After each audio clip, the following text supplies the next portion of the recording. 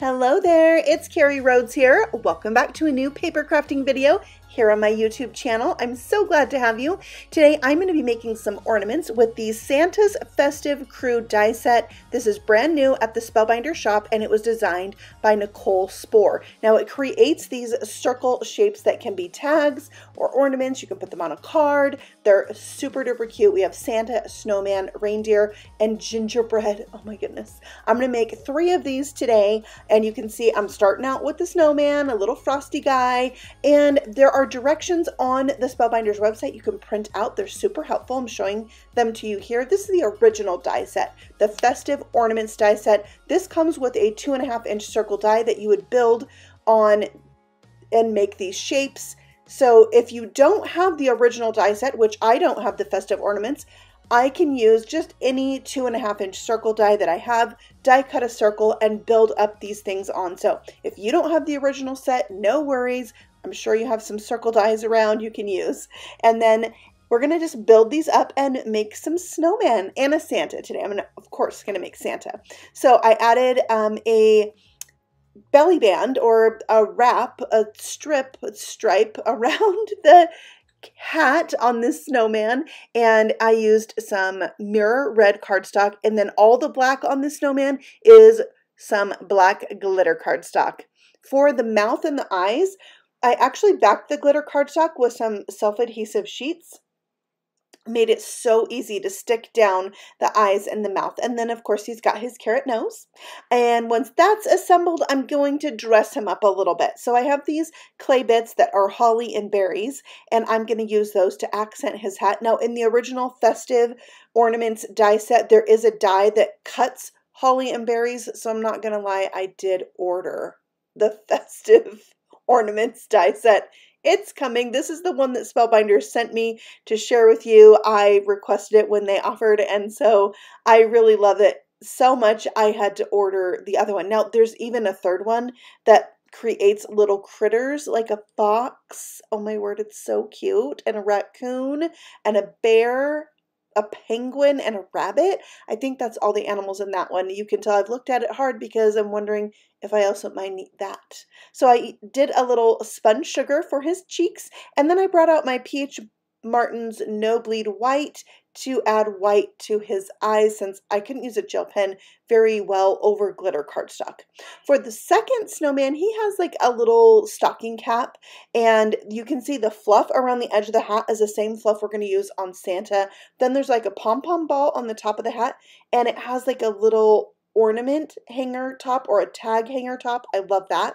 The scarf has 2 layers, so you can add color behind the stripes, which is really fabulous. So a lot of cool things in this die set. You know, Spellbinders is all about the details in their die set, and they didn't leave it out on this die set. Not at all. So there's his little eyes. I love when you die cut the eyes, it cuts a whole bunch at once, so I don't have to run that tiny die through a bunch of times. He is also getting some spun sugar, Distress Oxide pink cheeks, and some whites to the eyes to finish him up.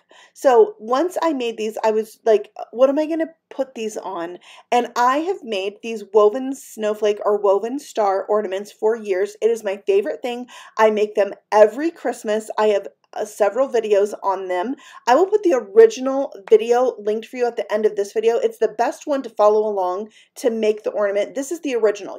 It was designed, or in my mind, to make with patterned paper. But today I wanted to try it with some lightweight cardstock. So I'm also going to make it a little bit bigger. Now what you need are 12 half-inch strips, whatever size you want them to be. Like I said, the normal size is a 6 by 6, and I'm doing 8 inches by 6 inches and cutting myself 12 half-inch strips. So let's start. We're going to start with 6 strips. We're going to glue 2 together to make like a cross. You can see I'm using my grid mat there to find the center and easily line those up. Or if you don't have a grid mat, you can fold them in half to do this.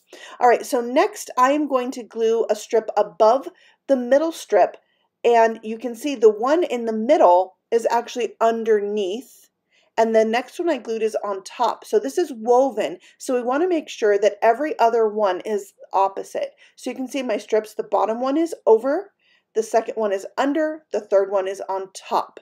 And you can see they have just a hair of space in between. Now we're going to turn this and we're going to weave the other two strips through the ones we already glued down, opposite of what's already there. So I needed to go over, under, over. I've woven it through. We're going to make sure that's just a hair set apart from the previous strip, and then we're going to glue it down. Now you don't want to do just like a dot of glue. You want to make sure that entire surface area is covered because we are going to manipulate these. So we want to make sure it's like really nicely adhered down. I feel that liquid glue is the best way to do this. You might get a little on your fingers. That's just part of crafting, right? Yeah, it's all right. It rubs off. So now I've did the other side and adding that last strip for a total of 6 strips.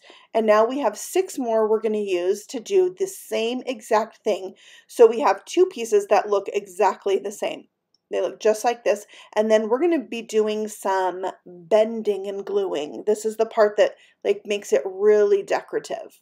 There you can see what it looks like, completely woven together there in the center, and all your flaps should be glued down.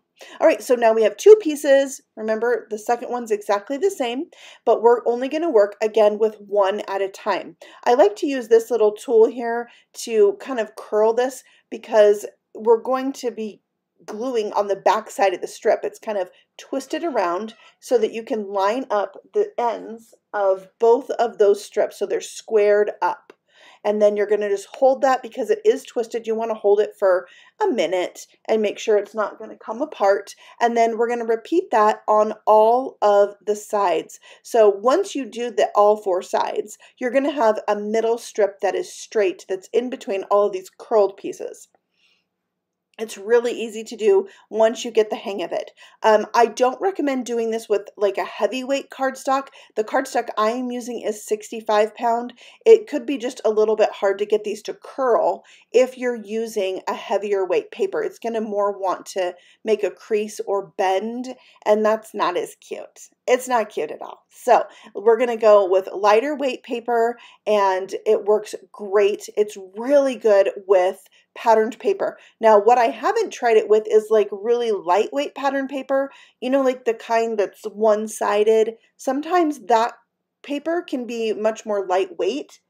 I haven't tried it with that. I like a little bit thicker patterned paper, so that's what I've used. And this is actually the first time I am doing this with cardstock. So I had some lightweight on hand and I decided it would be perfect for this. So now once you have your 2 pieces done, you're going to sandwich them together. So the backs are facing out, and then you just weave those strips through the loops on both sides, and then we glue them down. So you're going to put a little glue on the inside of that loop right at the point, and then try to center that point on the back of that strip. And you will have some that hangs off, just like you see I have here, and that's okay. You can keep those there. They work really great if you're gonna like glue something to them. Last year when I made this, I think I did an 8.5 inch piece, and I put mittens on the end of them, these die cut mittens. It is so darn cute.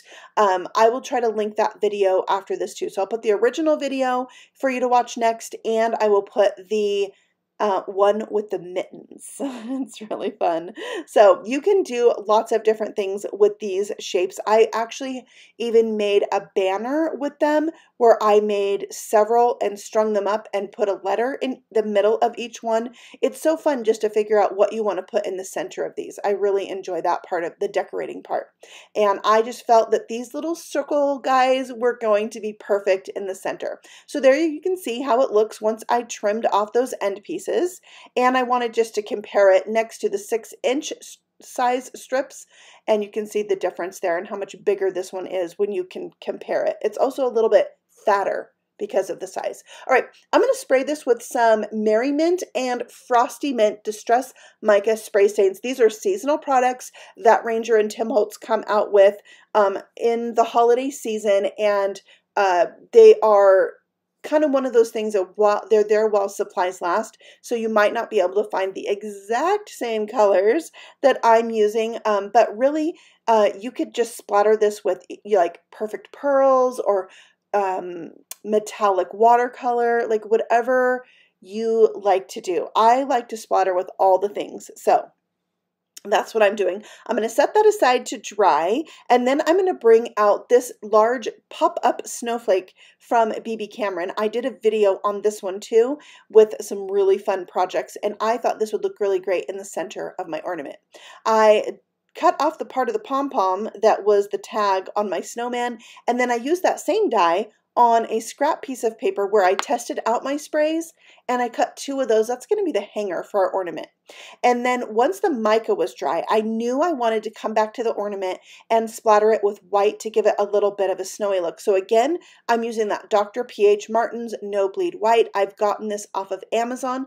I'll link it for you in the description box below. I use it all the time. I love white splatter, especially for night skies and snow.